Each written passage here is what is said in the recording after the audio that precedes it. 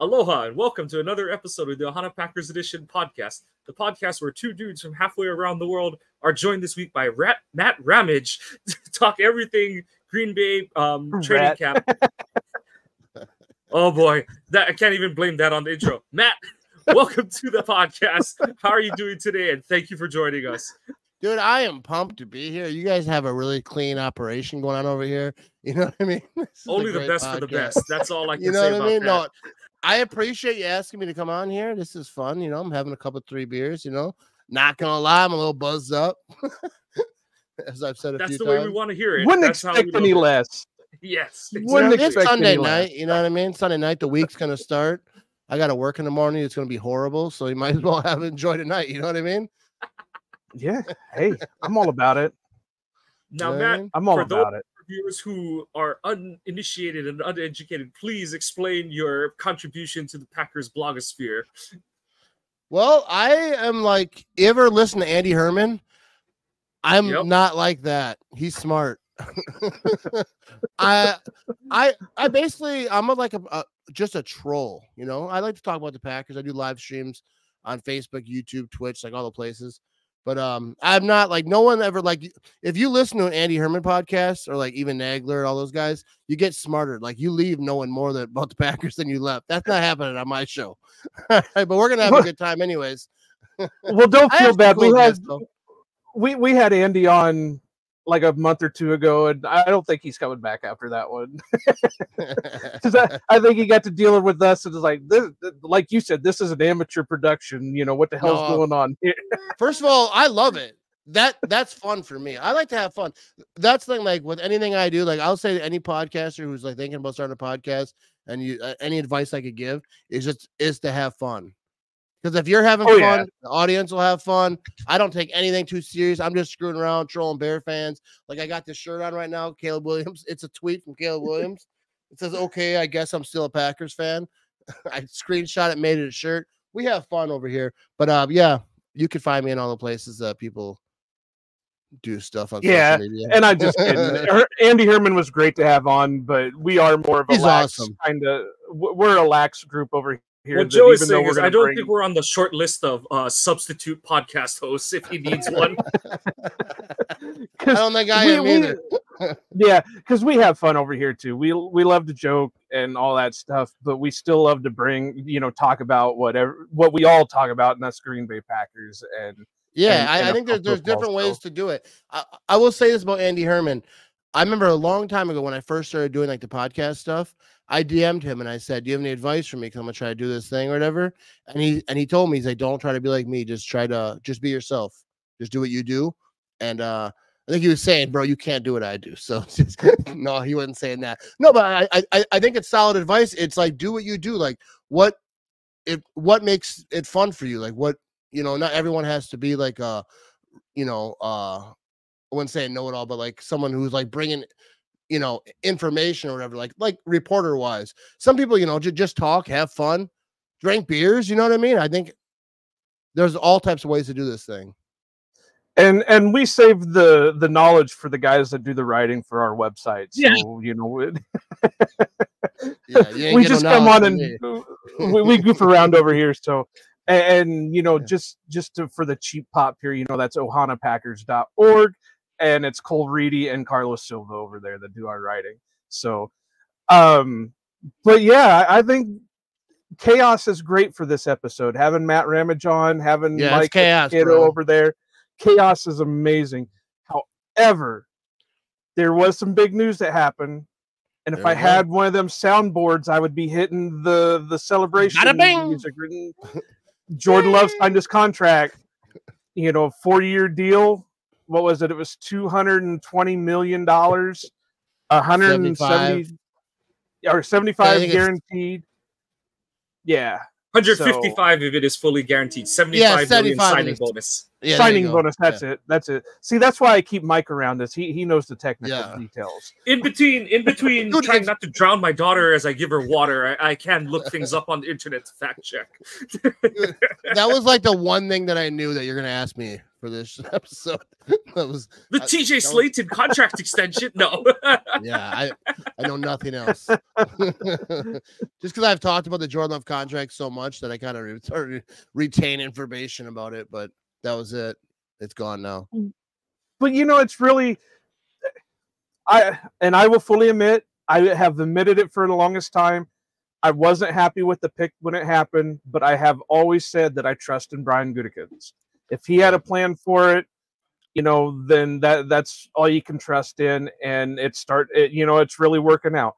There is going to be some questions because we only have seen really one full year of Jordan and that, but if they feel confident in what they're seeing in him, then go for it. Yeah, I think that like Rogers' deal was done his first year starting halfway through. Yeah. So like when you do what the Packers do, like what they've done, they had Favre, then they had Rogers sit for 3 years, watch them, but then that contract's due pretty quick because you got to make a decision quick, and that's like the bad part of that, how they do it. But it's been working out, and they believe that Jordan Love is that dude, so like they're gonna give him that money. But the thing with contracts, they were like, well, we haven't seen that much. Well, contracts, they don't pay guys for what they did; they pay them what they're gonna do. Even if a guy wins a Super Bowl and he's young, they're like, all right, he's going to win us another one. We'll give him a big deal. But if like someone, if they're old, they don't care what you did because like it's a business. They care like what you're going to do. So they believe Jordan Love is that dude. They believe Jordan Love is going to win a Super Bowl. They wouldn't have paid him that money unless they thought he's going to bring us to the promised land. He's going to bring us back. And so far, like even it might only be one going on past history. You know what I mean? With Favre, he got one ring. Rodgers got one ring. Hopefully Jordan Love can break that. I think that he's got a good roster, a good team around him to like have a good start. But I'm glad he got his money. People were asking like, do you want to be the highest paid? Like, I don't care. I just want him to get signed, and whatever that takes. Like, the market is the market. Like the Packers didn't pay him the biggest salary because they're being nice. They paid it because that's what it takes. And next week or next season for sure, someone else is going to sign the biggest contract ever. And 2 years from now, that Rodgers contract is going to look like a bargain, or that Jordan Love contract. It's going to look at Patrick Mahomes. Yeah, like he got paid. Everyone, that's the biggest story. He's not even on the list anymore. It's like top quarterbacks, I don't think so. Well, that's the thing. But when they were doing the negotiations and that, I originally thought, hey, maybe he'll take like a smaller contract just to keep, that way, because we've got all these other things going on that a lot of contracts are going to be coming up soon anyway. Still give him money, but on the little smaller side of things. But then when you start seeing guys like Trevor Lawrence and Tua and all these guys getting these big ass contracts, like he's not taking less. He's getting his bag of money. And like it's his first big deal. Like I wouldn't expect him to like take anything off of it. Like it's his first big deal. Like he just changed his family's history. Like, you know what I mean? Like going forward, like his grandkids are going to be all right. Like, and I think, I don't know, to me, like I wouldn't take a pay cut. Like I get like further down in your career, people talk about Brady, but Brady was married to like someone who's crazy rich. Like and he's got TB12. Like he was doing all right. So I get like later in your years, taking some off, but also you have to trust the franchise. Are they going to use that money? So like I'm gonna take less money, and then they're just like, all right, cool. And then they don't really do nothing with it. Then they're like, well, no, give me my money. But I think for the first big contract, I don't expect any player, no matter what the position, that they're gonna get paid. And I would. I mean, I like. Well, Mike, you might correct me if I'm wrong on this, because you might remember, you might know it a little bit better than I do, but I know Rodgers got a bag of money, but I think he took a little bit of a lesser deal than what some other guys were taking at the time. So I think that's what I was kind of basing things off of. Yeah, I think when Rodgers signed his deal, like it was an eyebrow raiser because he hadn't quote unquote proven anything, because I think it was before like Thanksgiving of his rookie year. Yeah. Or not rookie year, but his first year as a starter.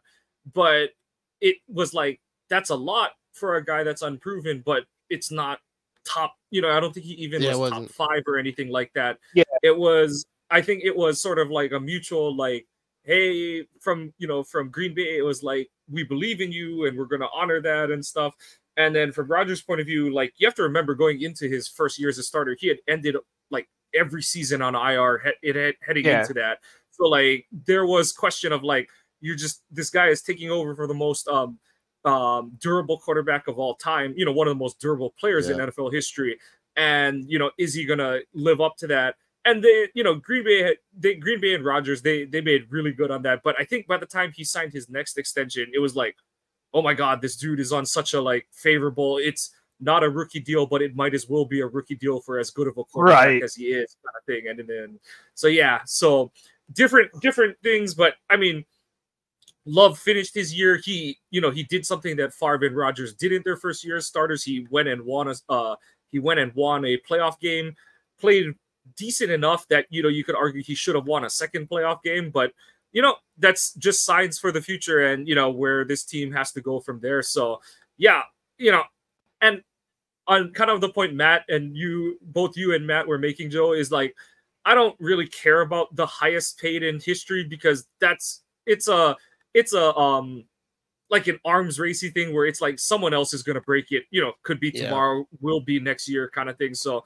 it's just until the next guy does it. But like you said, good for Jordan. I do think he's earned it. And like Matt mentioned, this is more about where the Packers think he's going to take them, not what he's done to this point. So super excited for Jordan, excited for the Packers. And that really does dovetail into training camp opening and what we're hoping to see out of the Packers in 2024 and beyond. So I'll just kind of lead it there. Matt and Joe, Matt, you're the guest. So what is your top thing? You know, it can be anything, a player, Halfley scheme. What is the top thing you're looking forward to, you know, reading about, seeing, hearing about coming out of training camp for the Packers this season? Well, so far it's kind of been the defense because in training camp, everything coming out of training camp is the defense been lighting up.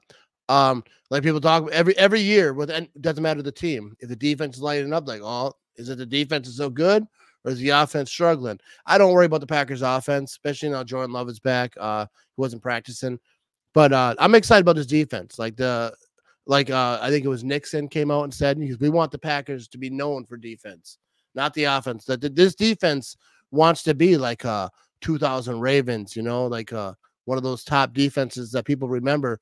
And if that happens, this team is going to be stupid good.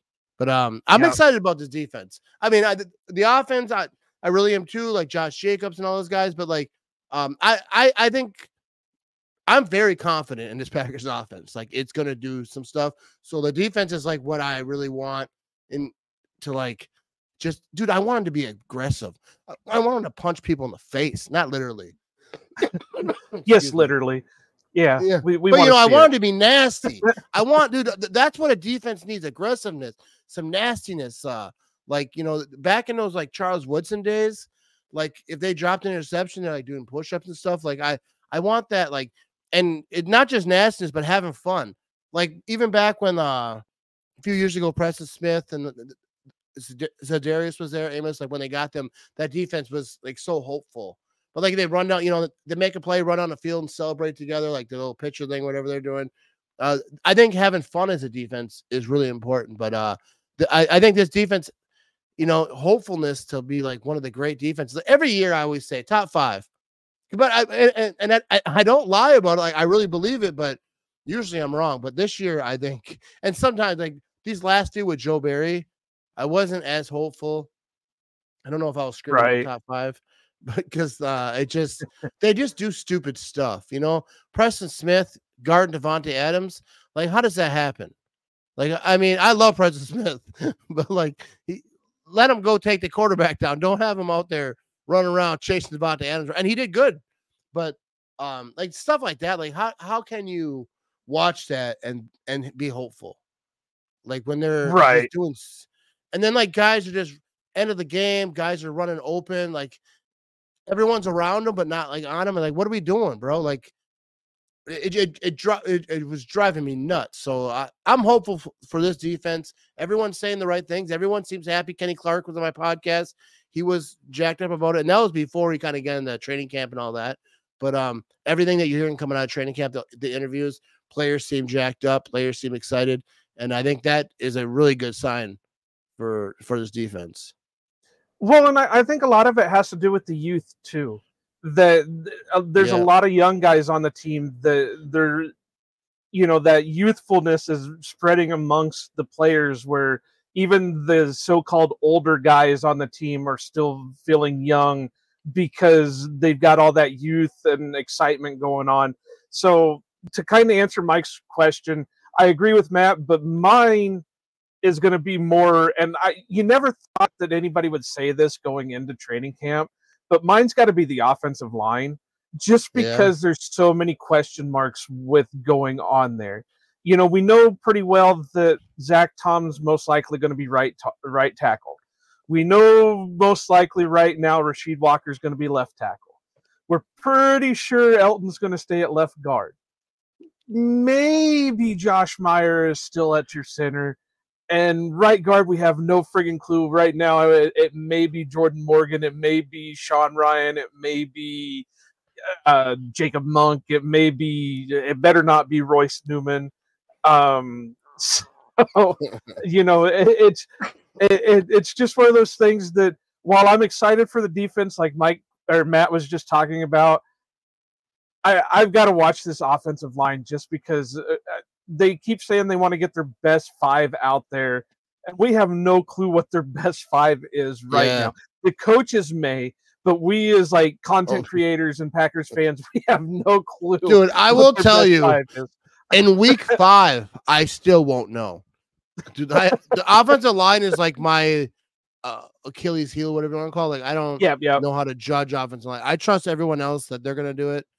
They'll do a good job because, I mean, obviously, if they show the numbers, this guy hasn't allowed a sack in 3 games or whatever, obviously that's good. That's what you want. But like just watching film, but like Jordan Morgan, the number 1 pick, that everyone thought left tackle, but now they are saying guard. Well, I'm gonna correct you on that one, Matt. Yeah, you're looking at 2 guys right here that were saying the whole time that he is not a tackle.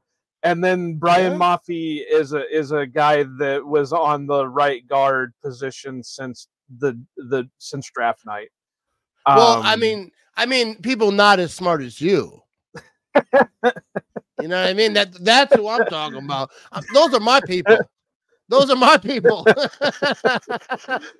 But I think a lot of people realize that, just listening from the talk after Jordan Morgan was drafted, that he was probably going to be more better inside. I really, and I will be honest, and this is another one where I can say I'm going to trust the process with Gutekunst, because Gutekunst gets paid a hell of a lot more money than I do to do the shit that he does, and he's actually there making the decisions. I wasn't happy with the pick just because it was, well, where does he play? Well, his arms are too short to play tackle. Well, so that means he's a guard. Well, he could play center, but he's never played any of those positions. He's only played tackle. So he's going to play tackle. Well, he might not be able to handle tackle in the pros. So there were just too many questions on it that it's just like, I don't know. So that's more another reason why I'm looking into offensive line during, the training camp process, because where does he go? Jacob Monk was a big one of the fan favorite draft picks because of his ability to play both interior positions and center. And then you got the big guy out of Georgia State, Travis Glover. And he was just like an off the wall type pick because he's outside of everything Packers normally take at a offensive line position. So he's a big got dude, right? Yeah. He's like, I've seen him at training camp. I seen him at training camp, and he's like 6'6", 320 something or 330 something. Yeah, he's a large human. I remember seeing. I was at training camp today too, but I didn't see it. I saw him the other day, and I remember this like, dude, that's a big dude. He's a big guy. I mean, I know some people see me and say that, but like that is I'm talking about bro. I'm 6 foot 380, and that boy makes me look small. Yeah, he's a big dude. We'll see. But that's the thing about training camp, like going to training camp, and like you see some of these people, like they're so big. Like, Yeah. you know what I mean? They're bigger than just average human. Like, how do they go to Walmart? They gotta be ducking out of those, you go down the aisle, they got the advertising coming out, they just gotta be ducking. Well, and think about the cars they've got to be driving. They can't be driving like Porsches. Yeah, they can't drive regular stuff. No Geo Metro on the Packers roster. Yeah, you know what I mean? You ain't gonna see NFL player driving an old Geo Metro type car. I've had a couple of those in my day. Yeah, there are huge humans. So, but yeah, so Mike, where are you sitting? What are you looking forward more with training camp?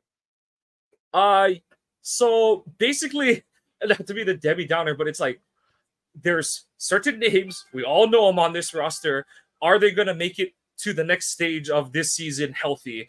And more I look at it more in the like hopeful, optimistic sense of it. One of them is Eric Stokes. It took the long road, 18 months basically of like rehab recovery from, basically like a double ankle knee injury and then a bunch of hamstring injuries that torpedoed his season last year. And it sounds like he's had a really good start to training camp. So you want to hear him, stay on the field and keep ascending. Christian Watson is another one. You just have these guys who, and Jaden Reed was the one where it's like, why is he on PUP to open camp kind of thing? And then he's like, oh yeah, like I heard a toe at my football camp. And it's like, which kid is getting banned for life for stepping on his foot in the in warm-ups kind of thing and stuff like that. His dad was like, what did you do? Yeah, I bring you here and this is what you do? Dad is like taking pictures and it's like, oh, my son's talking to Jaden and oh god, oh no, he's rolling on the ground. Oh yeah. That's not my kid. I don't know who that is. Yeah, you're walking home, you little bastard. Yeah, you just leave. I don't even want to be associated with this kid. But seriously, like I know, and that's the thing is, it's like this isn't the most high intensity part of preseason or anything like that, but it is just checkpoints for these guys, and it's like just hitting more landmarks on their return to the field and hopefully being productive for the roster. So that's really it for me. And that kind of will dovetail into offensive line play, defensive play, as Matt was noting, is guys like even Jair to a certain extent, and his are more like contact related where he's had the back, he's had the shoulder and stuff, but you just want to see your best players be on the field and able to help the roster move forward. So that's kind of where I've got my attention. Matt, Joe, you are two guys who have been or will be to training camp this season. Like I said, I'm watching from afar, from 5,000 miles away with dude, I want to come visit though. we can watch the Twitter feed together. But come get me. Come get me. Matt, you mentioned Glover as a guy that caught your eye for numerous reasons, but for the two of you, who's a guy that you're either, name one guy that you're excited to watch during camp and one guy that maybe you're hoping will catch your eye. Matt, who's kind of on your list of like dudes that you're waiting to watch practice? I mean, waiting to watch practice. Like, I'm excited about Josh Jacobs because we had Aaron Jones, and I love Aaron Jones. He's such a good human. Yeah. He's like one of the better humans we have in this world. Did you ever get to meet him, Matt? Yeah, I did. I actually, yeah. I was at training camp a few years ago. Preston Smith gave me a family pass, whatever. I got to go sit with the family watch practice. And I saw Aaron Jones with the corner of my eye. I was like, oh, man, it's Aaron Jones. But I didn't want to be all like fangirly, so I was like, I'm going to play it cool. And I was talking to Preston, and he was introducing me to his family, his baby at the time. And then Aaron Jones saw me, and he was like, and he just walked right up to me. He's like, yo, I love your Instagram. And that was like, my life was made. I was like, oh, my goodness. He's so cool. He's so humble. He's just so normal. He's just so good. But anyways, Josh Jacobs, I think he's a good replacement. I don't love that Aaron Jones was moved, but he was. Yeah, for like a half an hour, we had a solid tandem going on there. Yeah, well, dude, I was excited. I was like, man, it's so good. Because I'm not a big like where I watch a lot of Raiders games, to see Josh Jacobs. I knew he's one of those guys you just know he's good. You see the highlights, you see Josh Jacobs is a good running back, and so I'll be watching him, but like. I watched like I went to training camp and I go to the back side of the fence. You know, I don't sit in the bleachers because I don't like crowds that great. I mean, for a game I can do it, but I'm not a big crowd guy. Yeah. Well, no, I'm just not like I don't like sitting in. I don't know. I don't like. No, I get you. I've been up there numerous times, and I'm not a big. I mean, my big thing is I would go stand on the ramps, and I would take pictures from the ramps because I didn't want to sit in the bleacher sections of everything. Yeah, because of the same reason. Close quarters. So I go outside the fence and I watch. Like I've been there many times, so I know like the good spots to go. I don't want to tell you, because people will start copying me. No, but I just go over there, and but over there you can see really close. Like I posted a video of Preston Smith and Rashawn Gary having a moment, and Preston Smith, he's standing like 10 feet away from the fence, and I'm recording through the fence, which you're not supposed to do. But I don't think the Packers really care if it's not like a play. You know what I mean? Because they don't like it when you record from inside, which is weird because like a lot of Big B. You know, he's over there just being gangster. I don't care. I do what I want to do. But I love Big B. He's good people. But I don't think that they really cared. I actually asked Preston before I posted it. I DM'd him and said, "Hey, is it cool if I post this?" Because it was a private conversation. But like he was talking to me, he goes, and he told Rashawn Gary, it's not ever as bad as you think it is. It's never as good as you think it is. I feel like that's deep. Like that's a really, I feel like Preston Smith is he's very smart and he's very wise and he's very like motivational. Like he's very driven. And I like Preston Smith a lot, like all his stuff. But anyways, I thought that was a great video. And I think Preston Smith, I think it'll be interesting to see because he's a veteran guy on defense. He's helping lead a lot of these guys. I think Rashawn Gary is ridiculous. I think Rashawn Gary is going to have a monster season. Probably one of the better defensive seasons but anybody in the NFL. Rashawn Gary will have. But I think Preston Smith is a big part of that. I feel like they're friends. I don't know that. I don't know. You know, I'm not like I don't have insider. But I feel like, you know, they're playing the same position. You see them a lot practicing together. Well, like break the news now, Matt. Send Preston a DM. Be like, hey, are you guys friends or were you what? You know, what's going on here? It seems like it. Like Preston Smith is. Here's how I do it. Like I think about it, like on Instagram, Preston Smith will share a lot of Rashawn Gary stuff. Like he was in the top 100 on NFL. Preston Smith shared a story. All the players, which I think is cool, which I think a lot of people outside of football could learn from, is all the players on every team. If you watch, they all support each other. They all get excited when someone has a win. When someone does something good, they get a big contract. They comment on, yeah, we're, you know, good job or whatever, like, you know, positive stuff. I feel like people outside of football could like learn from that and root on people instead of being mad when someone's doing, you know, maybe not better, but like, you know, they have an achievement and people in like real life sometimes are like mad about it. But players, even on other teams, like they're rooting for them, you know what I mean? Like, go get it. You know what I mean? And I think that is like you see Preston Smith or like a lot of players just rooting for each other. Even like Jair Alexander, when he got drafted, you ever see that video when Lamar Jackson got drafted after him? Yeah, like right about the same time, and how pumped he was. I think that's what people should be doing. People should be, you know, when someone does something good, like celebrate them, you know, pump people up instead of trying to tear them down. That's some deep. I feel like I think Ramage is calling me out here. What the hell, Matt? I didn't bring you on my show to friggin' call me out on I didn't call you out. I didn't know. I don't even know what you're talking about.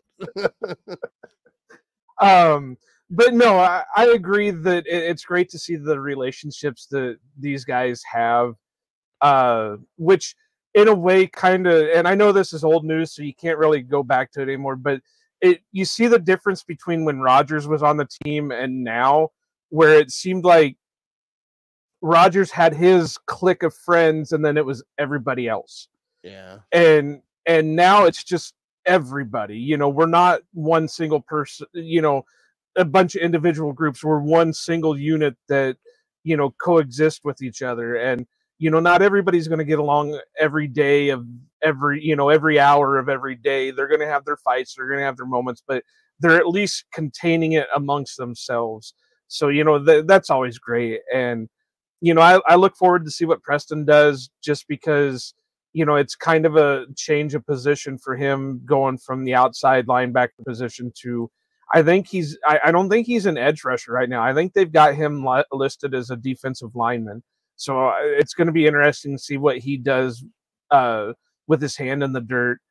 But you kind of miffed me there, Matt, because you left out my boy, my Iowa guy, my Lucas Van Ness, because Rashawn's going to have a partner on the field. It's going to be Hercules, man. So yeah, I got nothing against it, but my dude is Preston. You know what I mean? No, that's. But that, if we would go back a question to what position group, that defensive line specifically is going to be an interesting group to watch, just because of how many guys are going from being stand up rushers to now they're down linemen. So that's going to be good. I'd have to say my one guy to watch is probably going to be Carrington, just to see if he can replicate what he did last year. And it sounds like so far he has really been able to step in and kind of show what he did last year wasn't just a fluke.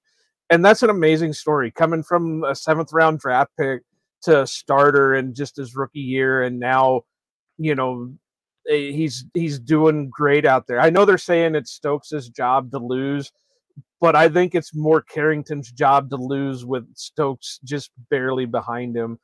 And I guess today the 7th round kid out of Penn, Kalen King, had a really good practice today. So, that's one of the great things about having a defensive back specific coordinator to coach these guys is, I'm really excited for all that stuff. But yeah, I'm looking forward to see what Carrington can continue doing. Yeah, there you go. Right on. I like it. Like I said, one year I'll make it up there for training camp, but for now it's just great. a year of watching videos. I always tell people, if you have to do one thing in your life, even if you're not a Packer fan, you just got to go to training camp, because it's a unique experience. I know all the other teams have their training camps and all the other teams do their shit, but Packers training camp just has a weird feel about it, or not a weird feel, but like a unique feel about it. Where, it's a unique feel about it, because you've got, and family night. Matt can sit here and tell you this about family night too. You have 70,000 plus people in the stadium for a friggin' practice. Dude, training camp is so awesome. Like I was down there today. I was on there the other day, and it's just like everyone's friends. I wore this shirt today. People were coming up to me talking to me about the shirt, like laughing, I like your shirt, whatever. It's like everyone. It's like it's almost like if you went to like a fair, except for minus the games, whatever. Like there's like people everywhere. Everyone has like the same agenda. Everyone's a Packer fan. Yep. Everyone's there to have a good time. Everyone's to see like the bikes and to watch practice, hang out. It's fantastic. I think training camp is as fun as a game. Like, you just go down there, hang out with people. Like, it's just awesome, and it's cool because people recognize me. So like, people will come up to me and talk to me. It's like you're just hanging out with all your friends. I love it. Awesome stuff. I think his mic is not Joe. working. Your mic is like dead, I think, or something. Yeah. Dude, Joe, he's miming it over here. You know what I mean? But you know what, Matt? Like, what are some of the other things that you enjoy? Like, what are the things that's on your top 3 list of things you've got to do every time you attend training camp? Like, not just going to practice, but the thing, like whether it's a restaurant you got to hit up, a certain, what's on your to-do list that's like, it's just second nature for you. You're like, yeah, I'm going to Packers training camp, which means that I'm hitting up this place, I'm going here for food, I'm seeing these people. What's on your must-haves? So like, usually what I do, like when I first get to training camp, I go by the bike area, like where all the kids are riding the bikes out. Usually there's some people there that I know, like we hang out or whatever, kind of watch some of the players come out. For like eating wise, we're going to Stadium View. Stadium View is right down the street from where the Packers practice.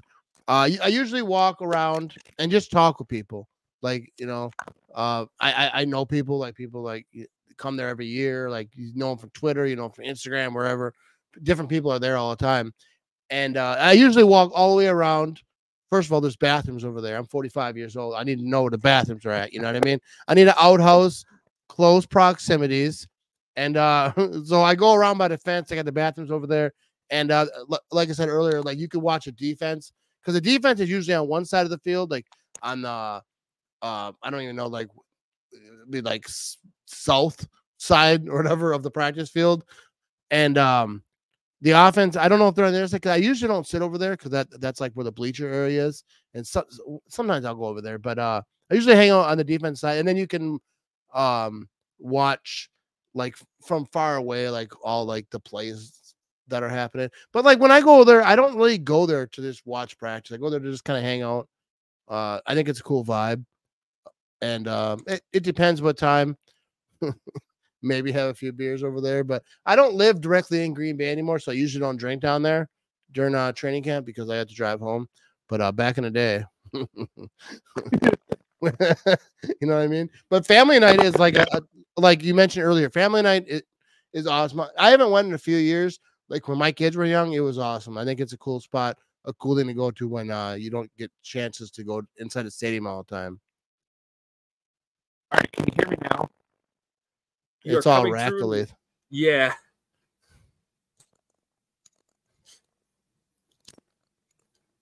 As Joe works through, you sound like you're taking Saw or something like that over there. How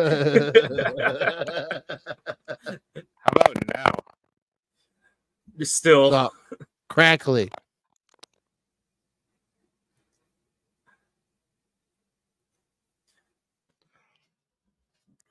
Just like the Packers defense, we are working through some growing pains at the moment. Yeah, this is like some special teams activity happening over here. Oh, no. You know how the Packers special teams is. Yeah, Matt, when you go and you know they like I'm just reading like Hodkowitz, all the like Herman's, all their tweets about like the kicking competition and stuff like that. Is there like a noticeable like anxiety in the air when it's like, all right, Anders or whoever is up to kick this kick in the 2-minute drill, or is it kind of like, oh, they're kicking, or is there a noticeable like, oh, here we go, who's gonna be there to screw it up for the Packers this season? I don't know about like right now, but like this season, they're gonna be. It doesn't matter who wins the competition, no matter who's the kicking in Green Bay. Everyone, every time. It's like not normal because, you know, Crosby back in those days, we trusted that when Crosby's out there, it was going to happen. Like he was going to get it. Right now, I think a lot of people are going to have trust issues with the kicking situation, but we'll see. It's definitely a concern because, like, if you're in close games, you want your kicker to be someone that you can trust, like you're, you know, sure. But like, I think this season, a lot of people are going to be holding their breath when it comes to the kicking. But that's up to whoever is the kicker for the Packers to just get solid and take that away from us. Because I don't need that anxiety in my life. You know what I mean? Yeah, I know. Like Joe and I, we just had this game last season of it's like we would just be texting each other and we're like, oh God, he's going to miss the next one. He's going to miss the next like 2 or 3 because it's like you can kind of read that body language and it's like, oh no. It's like when I don't know if you golf, Matt, but like if you have friends who golf and they tell you how like, oh, I've been to like a swing doctor and I've been to lessons and now I have like 47 different things that I think about when I go up to swing and I like can't hit the ball straight anymore. And that's kind of what it looked like Anders was going through at times last season where it's like he's going good, and then he shanks one and you're like, oh God, is he gonna make his next one or is he gonna miss 3 in a row right now? Kind of thing. So yeah, I know. Yeah. I know exactly what you're talking about where it's like we're just waiting to see who's going to figure it out for this team this season. It's kind of like with like back in the day with Brett Favre. As great as he was, I was a big Favre fan back in the day. But when he throw deep, sometimes they're intercepted. You know, Favre had a reputation. So when he would throw it deep, I would kind of hold my breath. Might hope someone's there, you know, hope it's there. A lot of times it was, but there was a lot of interceptions in there too. And then when Rodgers came along, that really didn't happen. Like you didn't really have to worry. Like if he threw it deep, you were confident that someone was competitive, like he could get it there. And I think the same thing right now, like with Mason, we weren't too worried. We were pretty confident in them, and then now we're gonna have to hold our breath a little bit until they prove that they can be trusted and make my heart not skip beats while they're snapping that ball. Okay, I went with Old Faithful for my microphone. Is it working? There well you now? go. Iowa Joe is back in the building. I must not have plugged in my other mic too long, long enough. Dude, so I think about that with these headphones. I've been charging these headphones in a long time. I was like, one day I'm gonna do a podcast, and just all of a sudden you guys are gonna be miming it. You know what I mean? So, for the kicking competition, it sounds like none of them are really above any other ones right now. Anders is, I think, has the best streak so far, and he missed one today or yesterday. But the kid from Michigan has missed a couple. Joseph has missed a couple. So it's what they were hoping for hasn't quite happened. Yeah, yet they're making it harder to make a decision than easier. But special teams, this is going to be the year that makes or breaks Rich Bisaccia on the team. Just because, all right, man, you were supposed to be a special teams guru. Yeah. Get out there and do your job. Now, and like Mike was saying, we've had conversations over this last year about it where at least Anders wasn't worse than what he was, because he had the potential that and we saw it during the preseason, that if he missed one, he missed multiples. But then during the season, he was getting it down where he was getting more comfortable that if he missed one, he wasn't missing multiples. He would come back and make another one later on. But I still got to have faith in him. I always give a guy another year. Rookie year is all. Mike will tell you that we're well known about the 3-year deal, where the first year is your rookie year. You're just learning to play in the NFL. Your second year is where you kind of a setback. So you're just getting used to, coming back on all that. And the third year is when you should have it completely together. And that's when you take your step into being an NFL player. Kickers, it's a little bit harder to do because it's a lot easier. I think it's a little bit different because I feel like it's kind of the same thing. But I think you have to be a little bit chill with kickers. Like having a bad season like Crosby had. I remember back in the day, everyone wanted to cut. I was backing him because I was like, dude, like he's going through some stuff. And like early on, especially in the rookie year, I get a kicker having some struggles. I'm not saying like if they replace them and they got a different kicker, I'd be like, oh, whatever. I trust whatever they got going on. If they think he's the best option for the Packers, and because a lot of times guys are nailing it in practice, so they know they can do it. Yeah. And then in the games, they have some follow-ups. You could stick with them for so long, but at some point, if they ain't getting it right, then you got to do it. But I trust Goody. I trust the people who are making the decisions, especially with the kicker. Like, I don't know.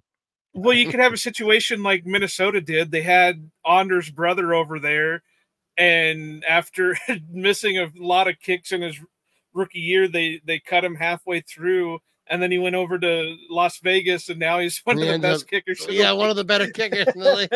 And the Vikings and kickers just don't vibe that well. You know what I mean? So I don't think there's much more that I've got to talk about. Do you have anything else you got on the slate for us, Mike? No, that's really it. Just really wanted to get your two insight on it because, like I said, I'm coming from the point of view of someone who's never been to training camp, so just wanted to see what the two of you are looking into. I've always, like I said, I'm the distant observer, like I'm the astrologer on the ground who's like, Ooh. The astronauts are up there kind of thing. Like you two are like astronauts, and I'm like, I wonder if it's going good up there, and also I wonder how the sights look from up there and stuff. So yeah, that's kind of the approach that I've taken on it, and I appreciate the two of you kind of giving your insight and sharing your experiences with training camp. Like you both said, it's something that I've really wanted to attend one day, so I look forward to that. But I just got to say again, repeat myself if it didn't come through because of mic issues. It's the one thing that I think anybody, even if you're not a Packer fan, needs to experience at least one time. because it is a completely different field than what any other team does. There have been even teams that have tried to copy the whole bike tradition. They all, dude, so many teams try to copy this thing. And then someone else was commented on one of my things, and they're like, oh, this team does it too. Or the Steelers, I think. I was like, yeah, the Packers have been doing this since the 60s. Everyone else sucks. All right. I was going to do an article on it. Cliff Crystal from the Packers historian did an article, and I was doing some research into it. And the earliest picture they have for the bike tradition for the Packers is 1958. That's a beautiful thing. You know what I mean? Also, I do want to say before we end this thing that Mike has a fantastic voice. Like he could do radio. Well, now you know why I bring him on here. You know what I mean? He has a good voice. He's good at talking. You know, I'd be stuttering sometimes. I appreciate that, Matt, but this is only the first 48 minutes that you've been stuck hearing my voice. I'm sure that there are many people in my life who are like, let's live with. When you live with that for 34 years, you kind of you sing a different tune. But no, I really appreciate it, Matt. Family might think something different. I know my family has some views about me. Well, at least Mike hasn't brought out the dad voice yet, so I haven't heard that part of it yet. So yeah, like, shut it down. I remember like when my kids, like whenever we went to like somewhere where we had to be like, you know, like act right, you know what I mean? Like go to a restaurant, I would just tell my kids, try to act normal. That's what I would always tell them. Just act normal. We're going to a place. We're going in the store. Act normal. Just pretend to be normal for about 45 minutes while we go in this place. I was visiting my in-laws in San Diego one year, and at one of their stores, I saw this sign that I bought and brought back home for my mom. And it just says like, just chill. For all these people know we're totally normal. Yeah, it's in my parents' like downtown their powder room. So it's super. I was like, that's as fitting as it is for my family. That's all you can ask people. Just pretend. Let these people pretend that we are normal folks. You know what I mean? No, but I appreciate you guys bringing me on here. Well, what's interesting is Mike has to tell me that before we start recording all the time. Yeah, so, just act normal. Just pretend we're normal for a moment. That's kind of how it was for me too. I remember like my brother-in-law told me this one time. He had whatever when he met his wife, and he introduced her. And he introduced her to me, and he was like, "Hey, this guy is a little." He says stuff sometimes. He's just kind of wild. But so like they told me like we have to prepare people when we introduce them to you. I was like that for a while. People would be like, you know, telling me I needed to wear a sign around my neck or something, you know, be careful with interactions with this person. Yeah. I know. I think it's funny. Sometimes people used to ask me to come to my house, watch the Packer game. But then there's been times after they're like, don't invite that guy no more. He says stuff. They got kids. I'm like, hey, don't invite me. You know, I get worked up during Packer games. You know what I mean? But, yeah, that's why we have podcasts. Then we can say whatever the hell we want. Dude, now I do live streams during the game, and it's more chill because I know people are watching me. You know, so I kind of know.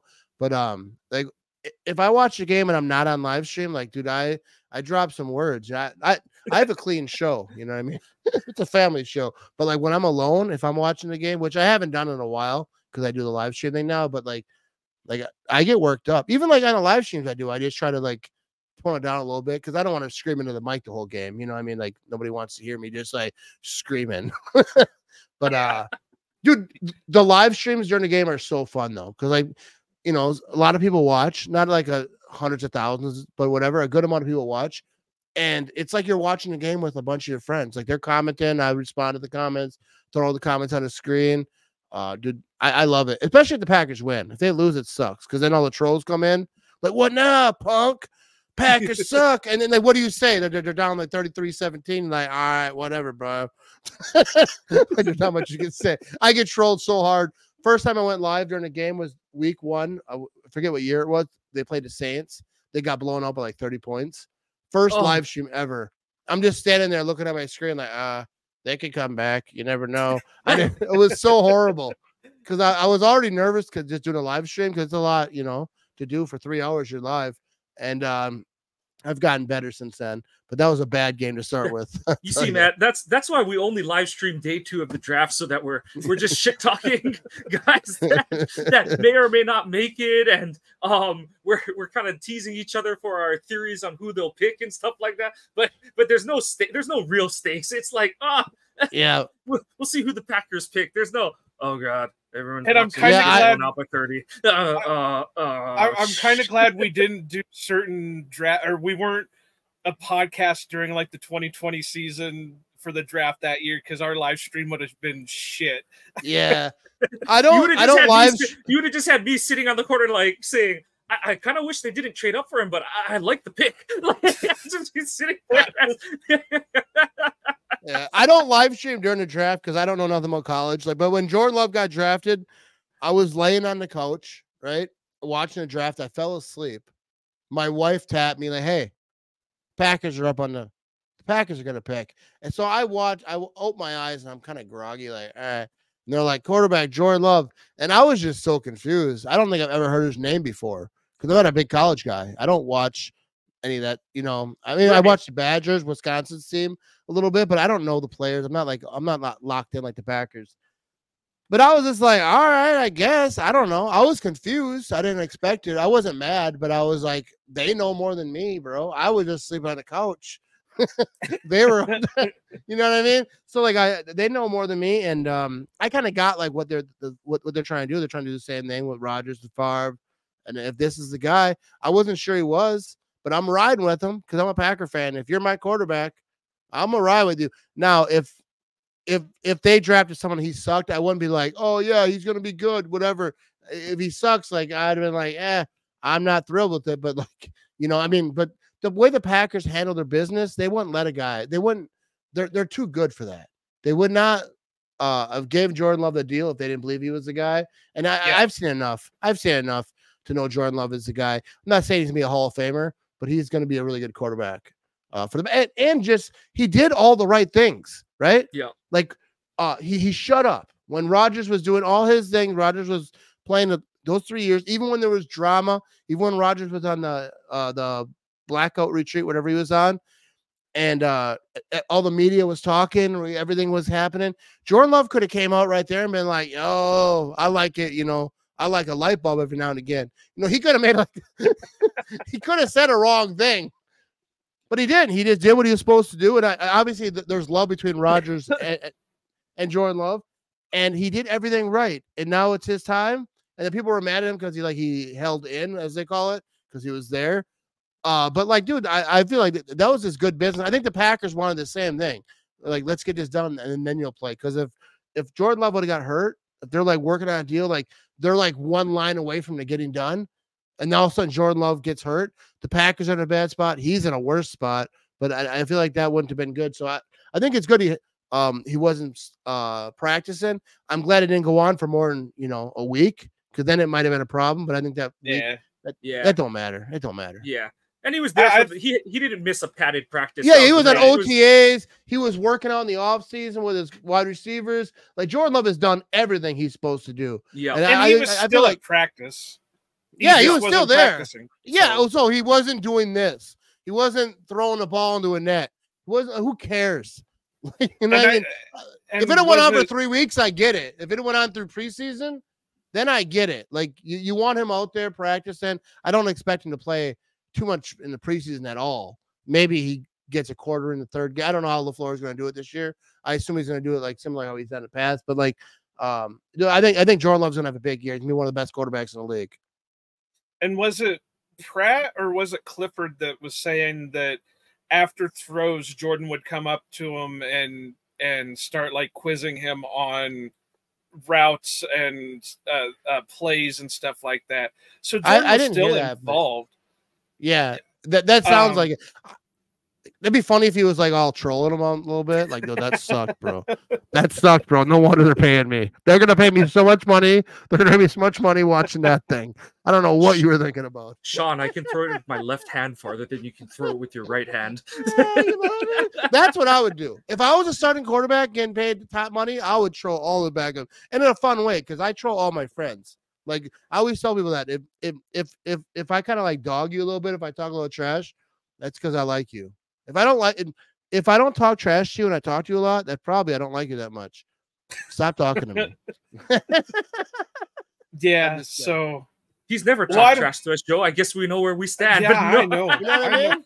He didn't even know who I was for the longest time. So I mean, I know Iowa Joe. I just didn't know the name connected with it, but now I know. I think Iowa Joe is one of the best names in all of Matt was just sure, he's just like, is his name actually Joe, or is that just no, because it's like Joe, whatever your last name is, maybe you don't want to know. But like through like the DM, I didn't connect it. So I think it's a great name, even though I think Wisconsin is superior to Iowa. But besides that, I don't know about that one. I think we got to end this right now. Dude, I gotta represent. Wisconsin is the top. Wisconsin is the premier Midwest state. But what do you guys got? You guys got corn over there, right? Though. Well, and I don't really like corn. We got cheese. I like cheese. You know what I mean? That's why I feel like Wisconsin is for me for sure. No, but hey, I'm sure Iowa is a fine spot. Hey, Radar O'Reilly's from Iowa. Radar O'Reilly. I actually work in the town that he was from. Dude, I love MASH. One of the greatest, probably the greatest sitcom ever.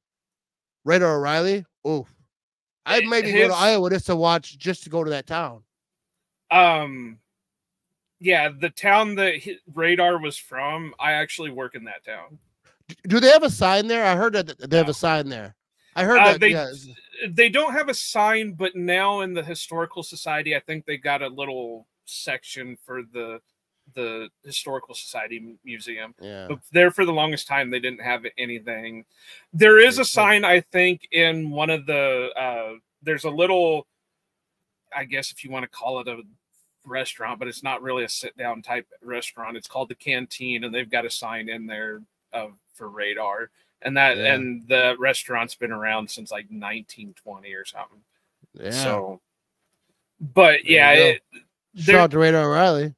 I have to say, and I'm going to put this out there, and if I'm completely wrong, I wish somebody would fact check me on this, but supposedly during one of the celebrations for the city, I don't know if it was like a centennial or whatever, they actually asked the guy that played Radar to come, visit Ottumwa and be their guest of honor. And he said, "No, guys, that was a TV show. I'm not really that person. Leave me the hell alone."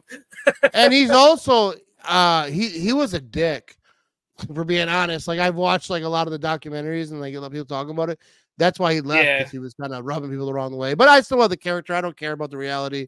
I'm in sitcom land. You know what I mean? I don't need to hear the real stories, but I think that's a great show. I still watch. I've been watching that show. When I was a kid, the old people used to watch MASH, and I was like, "What are they watching? It's so stupid." I hated the show. Whenever you went to anyone's house, it was on. I was like, "Shut up with this show." Then I got older. I'm like, and I watched. I was like, "Oh, this is good." Hawkeye Pierce, bro. He gets all the ladies. Come on.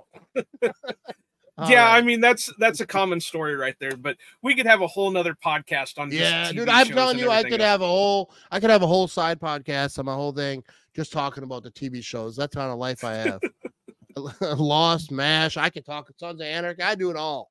But no, I appreciate you guys having me on here. Yeah. All right, Mike. Is there anything else we want to talk about before we? Nope. Just gonna thank Matt. Send him on his lovely way. So no, Matt, thank you so much for coming on with us. Matt, where can the viewers follow you? If you go to themattramage.com, you can find all my social media, my podcast. I got merch. I got a shop. So, but also Facebook, Matt Ramage, Twitter. If you just search my name, you'll find me. But if you go to themattramage.com, you find everything. You know what I mean? All the things you don't want to find, but it'll be there. Awesome. No awesome one's stuff. looking. Yep. We want to thank Matt for coming on the Ohana Packers Edition podcast. You can go and check out our website, ohanapackers.org. We've got the streams of all of our episodes. As Joe mentioned earlier, we've got our blog posts going up. We have our shop with our merch, constantly adding new items to that every week. Please support our channel that way. We really appreciate it. And follow our podcast on all your favorite podcasting apps. Follow the show's Twitter account at Ohana_Packers on Twitter. We post our polls for podcast episodes, especially as the season, as the training camp machine starts to roll a little faster. We'll be going back towards our, Packers-centric coverage. This was a little bit of a breath of fresh air in the midst of all of our top fives as we fill in the gaps between the end of the draft and when football really gets rolling. I think we're under 100 days or something like that till kickoff. So, it's right around the corner at this point, the 2024 season. So we're chugging along to get there. But like I said, please follow the pod, give us a like and a subscribe if you're enjoying what you're hearing. But positive or negative, we want your comments because we want to be producing the content you're looking for. That's going to put a wrap on our training camp primer. We appreciate Matt Ramage for taking the time out of his afternoon or evening to come on with us. Go Pack Go, and aloha.